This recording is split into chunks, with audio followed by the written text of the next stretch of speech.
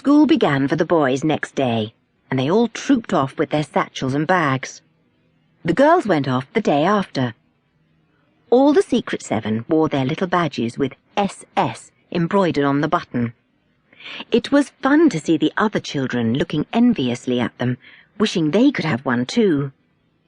"No, you can't," said Janet, when the other girls asked her if they could join.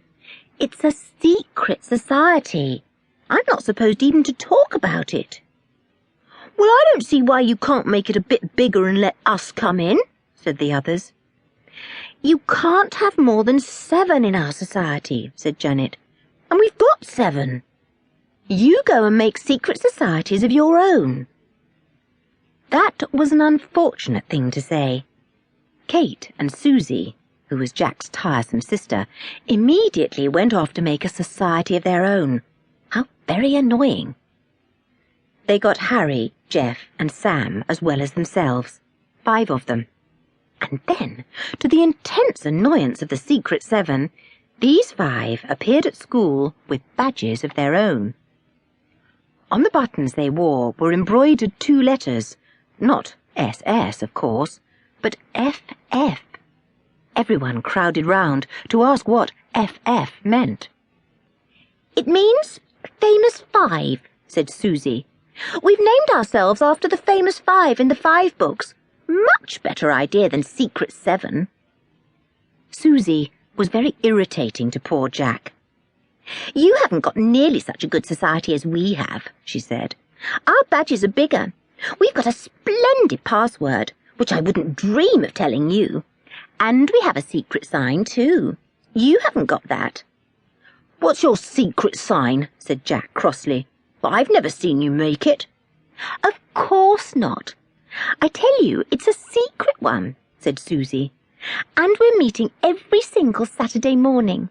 And, what's more, we've got an adventure going already." "I don't believe you," said Jack. "Anyway, you're just a copycat. It was our idea. You're mean." "Well, you wouldn't let me belong to your silly Secret 7, said Susie annoyingly. "Now I belong to the famous 5, and I tell you, we've got an adventure already." Jack didn't know whether to believe her or not. He thought Susie must be the most tiresome sister in the world. He wished he had one like Janet. He went gloomily to Peter and told him all that Susie had said. "Don't take any notice of her," said Peter. "Famous 5 indeed.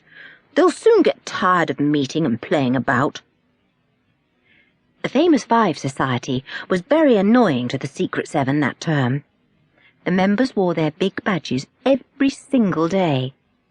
Kate and Susie huddled together in corners at break each morning and talked in excited whispers as if something really was happening. Harry, Jeff, and Sam did the same at their school, which annoyed Peter, Colin, Jack, and George very much. They met in the summer house in Jack's garden, and Susie actually ordered Jack to keep out of the garden when the famous 5 held their meetings in the summer house.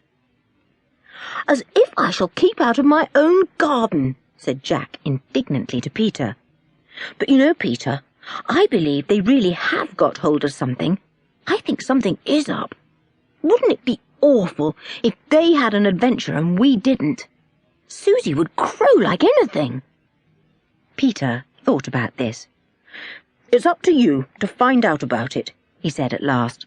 "After all, they've stolen our idea, and they're doing it to annoy us. You try and find out what's up, Jack. We'll soon put a stop to it." So Jack went to hide in a bush at the back of the summer house when he heard that Susie had planned another meeting there for that Saturday morning. But unfortunately, Susie was looking out of the bedroom window just then and saw him squeezing into the laurel bush. She gazed down in rage, and then suddenly she smiled. She sped downstairs to meet the other 4 at the front gate instead of waiting for them to go down to the summer house. They all came together, and Susie began to whisper excitedly. "Jack's going to try and find out what we're doing. He's hidden himself in the laurel bush at the back